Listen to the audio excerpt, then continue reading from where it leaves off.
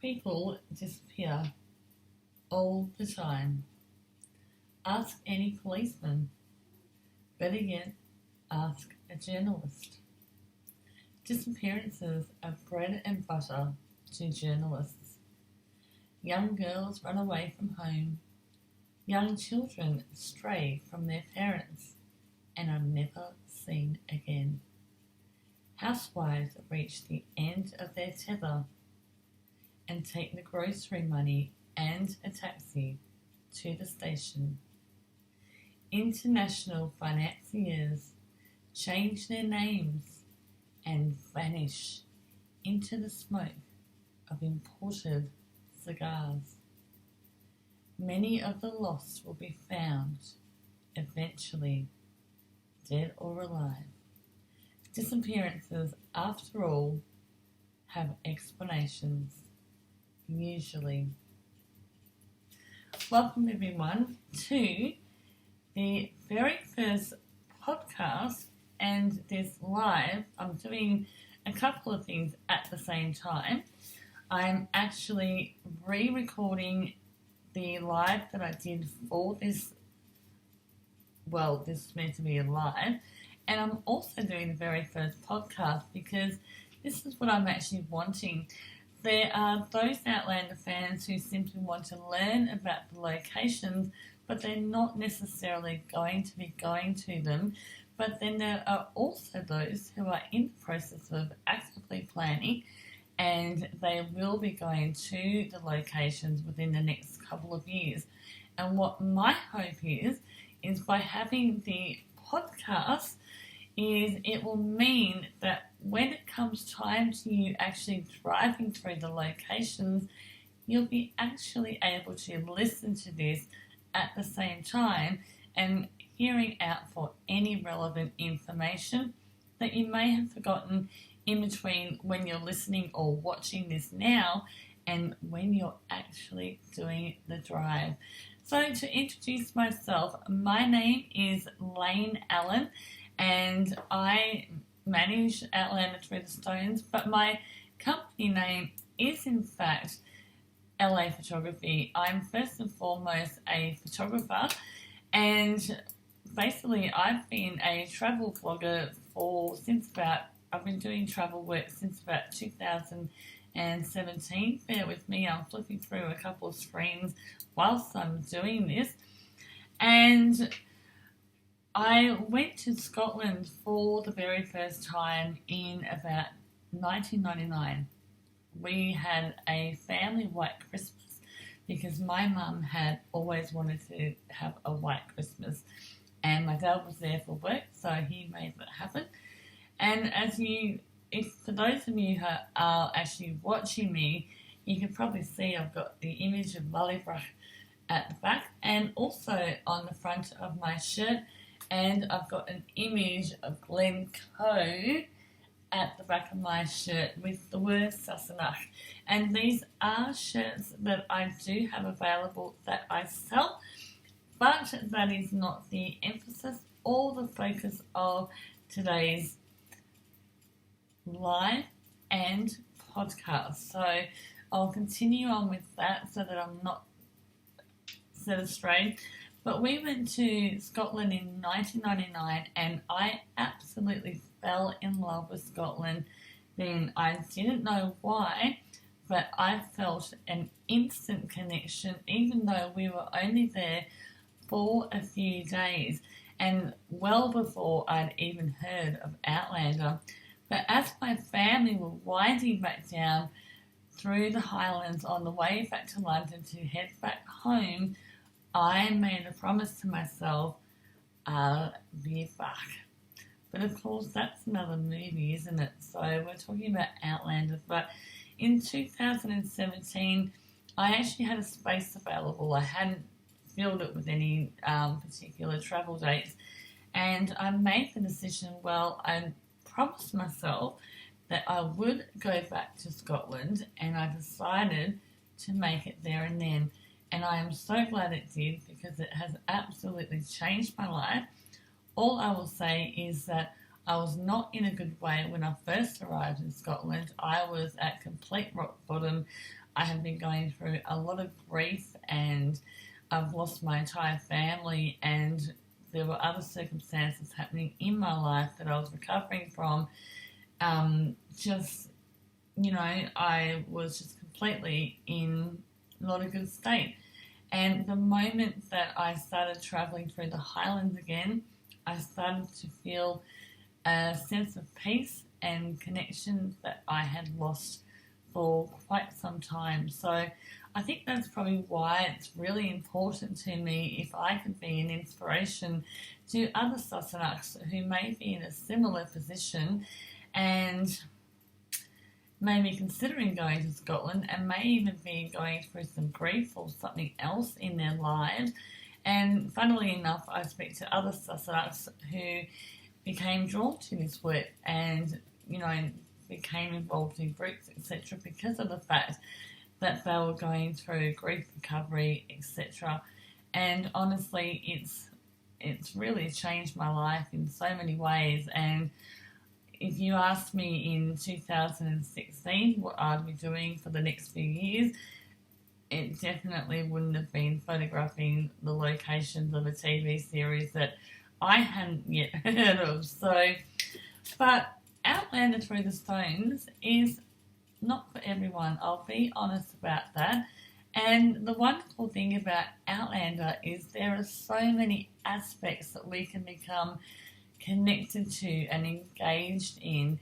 For starters, some Outlander fans are only loyal to Diana Gabaldon and not the TV series, whereas others only want to watch the TV series. And I'll admit that being a photographer, I'm obviously inspired by imagery, and that's something that really draws me into Outlander, is just those absolutely breathtaking backdrops that we see there, with a couple of not so bad looking characters in the meantime also. So and I don't have a lot of time for reading as a photographer. I'm at my computer for about 6 to 12 hours a day editing my work, and that's why movies or TV series are more convenient for me, because I get to watch them whilst I'm editing my work.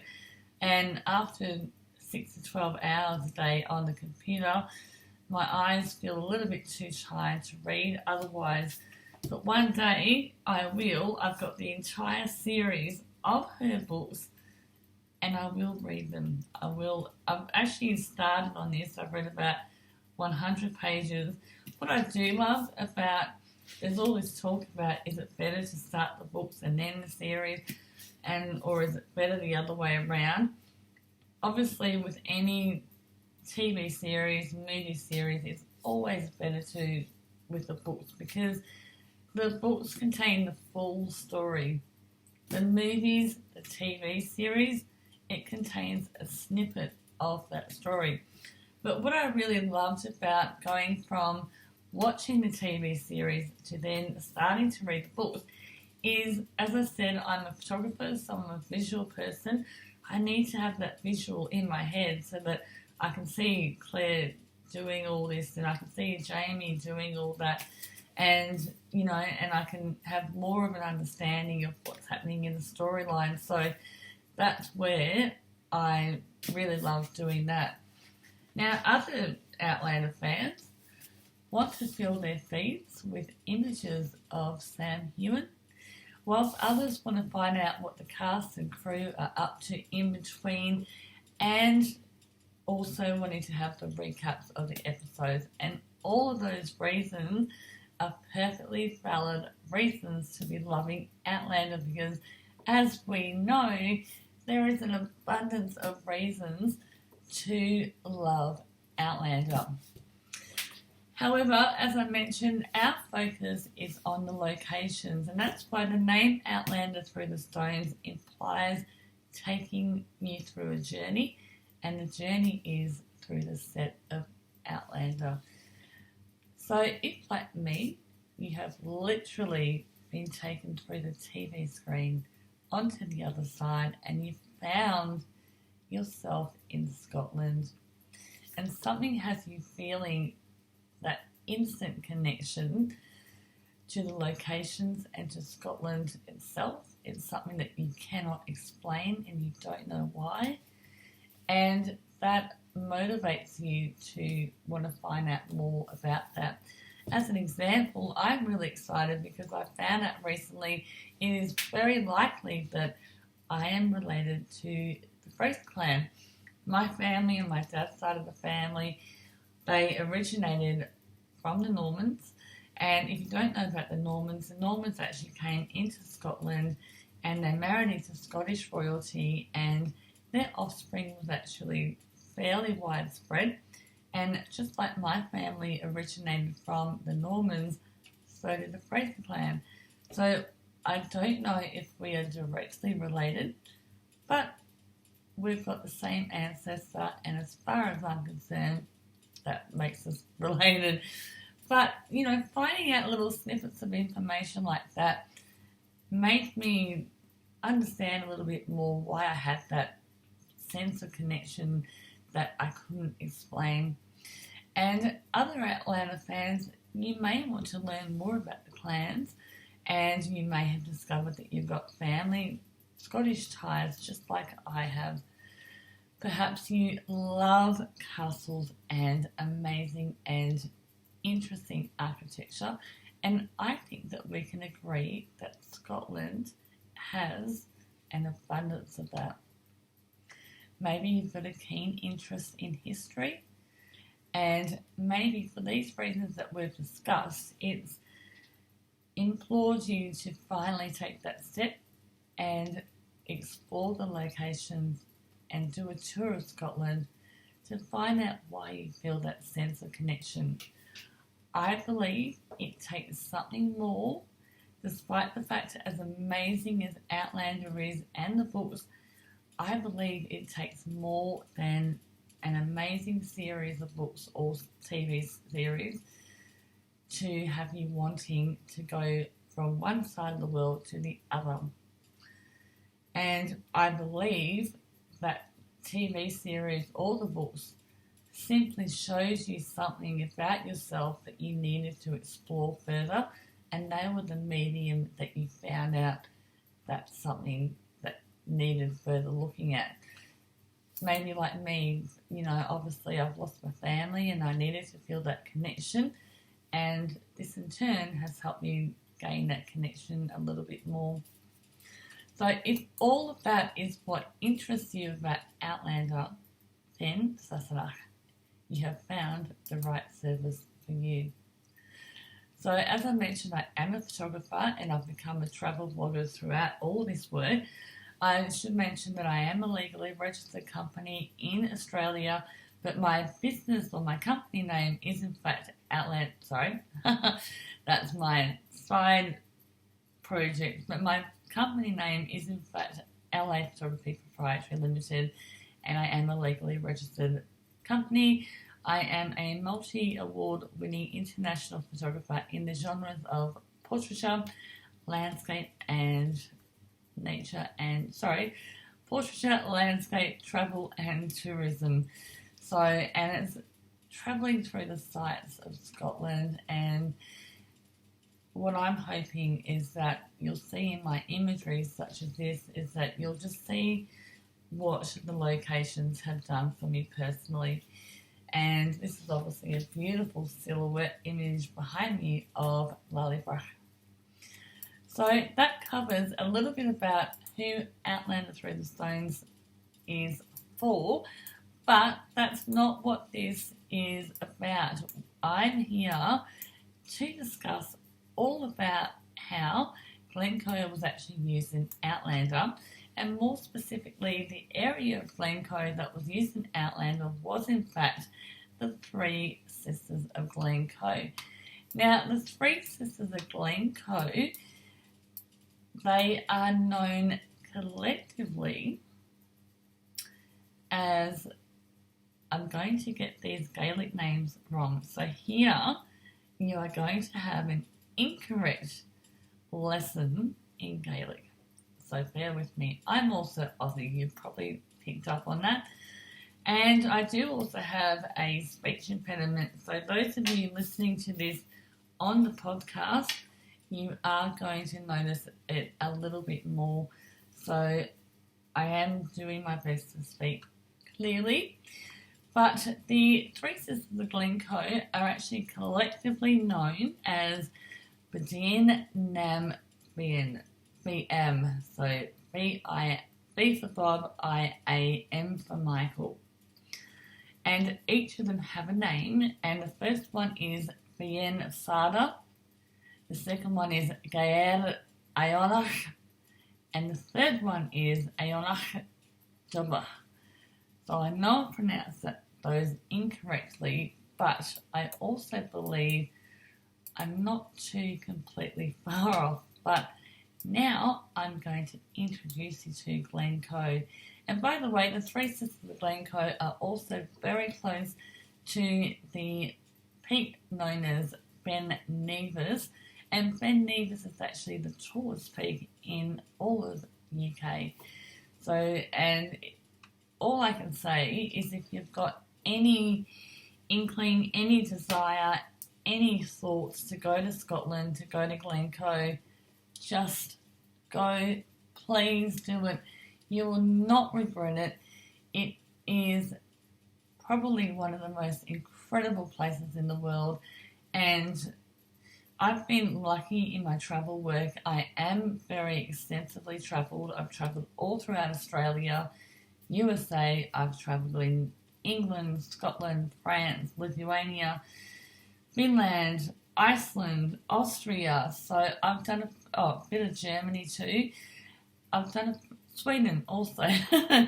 So I feel like I can say with some authority that Glencoe is one of the most absolutely beautiful places in this world, and you absolutely have to go. And I'll talk more about it now, and as I do talk about it, you'll easily be able to tell just how much I love Glencoe. So the first thing that you're going to want to know for when you are travelling to Glencoe is there are two different spellings. Now some may say, well, what's the difference? A rose by any other name is still as sweet. However, there is a massive difference when you're putting in one location in the GPS and it takes you to the other. The GPS is not smart enough to know the difference between the two. So the word Glencoe, all one word, Glencoe, that refers to the village Glencoe, and that's actually not too far away from Ballachulish, and that was where my family had the holiday in 1999, which is actually very close to Glencoe. So the second way of spelling Glencoe is actually two words. So it's Glen, Glen, and Coe, Coe. And that's actually a little bit more Gaelic there for you. And Glen basically refers to a valley. So saying Glencoe, two separate words, is in fact the equivalent of saying either the Valley of Coe or Coe Valley. So remember, that is extremely important. And here is where I hope the podcast will be helpful whilst you're doing your drive, is that as you're listening to it and driving along, you'll remember, I need to check that I put the correct spelling in to the GPS. So now I'm going to explain why the area of Glencoe has such historical importance to Scotland. It may have only been used for a brief moment in Outlander, but it has a lot of historical importance to Scotland. The other area that they have actually used in Outlander, not actually in the filming as such, I'm not sure about this, but I can say in one of their very early photo shoots between Sam Heughan and Katrina Balfe, they used another favourite area of mine in the Highlands, which is actually called Rest and Be Thankful. It is, if you go there in winter and it's all covered in snow, it is truly, I'm getting goosebumps just thinking about it, it is truly just like a winter wonderland, and you feel like you're almost at the North Pole. Basically, it is amazing. So where you see the photo shoot between Sam Heughan and Katrina Bulk, and they're kind of resting against the mountain, that's actually where that photo shoot was happening. So when you go to Glencoe, make sure that you also take time to go to rest and be thankful. If you are going to Glencoe and rest and be thankful, the best place in Scotland you'd be best to be staying in is in fact Inverness, and Inverness is closer to the Highlands. Well, actually, Inverness is the capital of the Highlands, so Inverness is much closer to Glencoe and the Three Sisters of Glencoe and the Three Sisters of Glencoe, and rest and be thankful. I'm getting all the names confused. But I can't say Glencoe and the Three Sisters of Glencoe because they are actually separate. But now I'm going to tell you about why the area is historically important to Scotland. In 1962, the area was witness to some horrendous events. The MacDonald clan of Glencoe was slaughtered by soldiers under Archibald Campbell, the 10th Earl of Argyll. Many Scottish clans remained loyal to King James II after being replaced on both the English and the Scottish thrones by William III in 1689. Alexander MacDonald of Glencoe postponed his submission until December 31st, 1391, and was unable to take his oath until January 6th due to there not being a magistrate at Fort William. I will say the surname incorrectly, so instead I'm going to say Sir John therefore ordered the MacDonald clan to receive military punishment, and they were attacked by Argyll soldiers.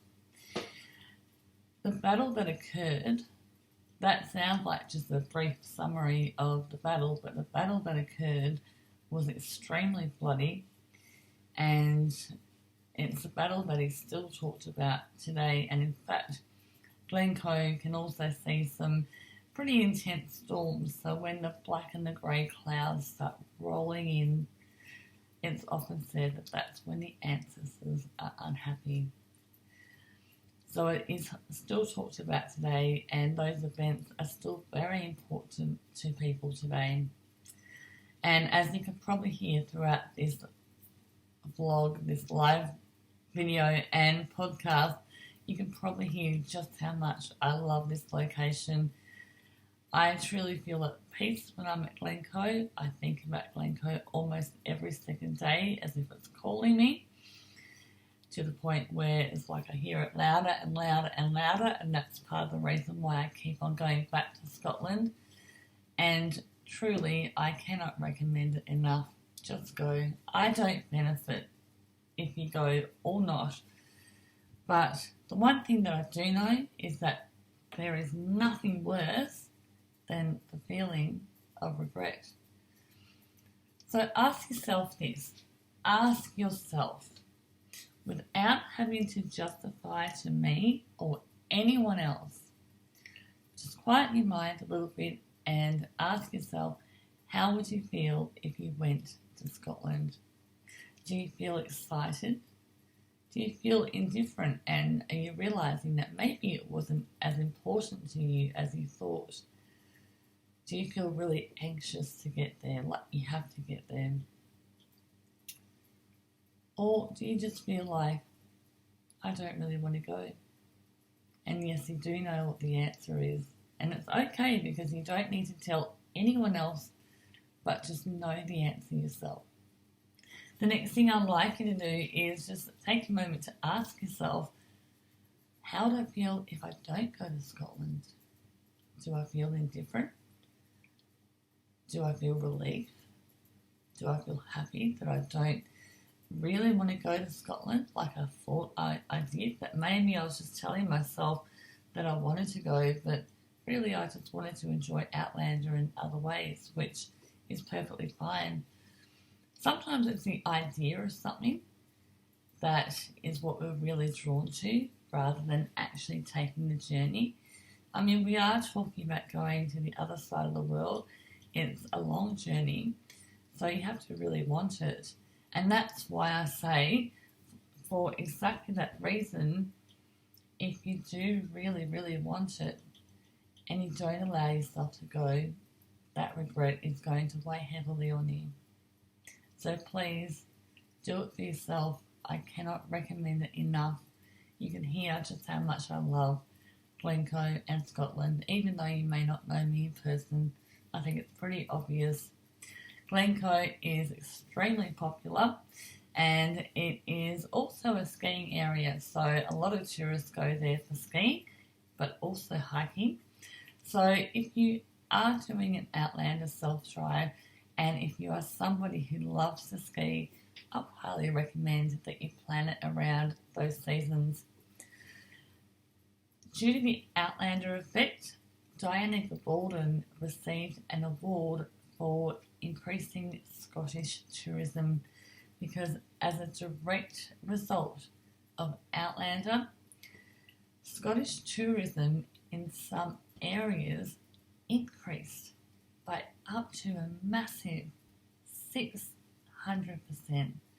So what an incredible achievement for her to receive that award, and it's because of all of us, so, and we've all done it and we've all enjoyed it because of her, so it's kind of like a snowballing effect.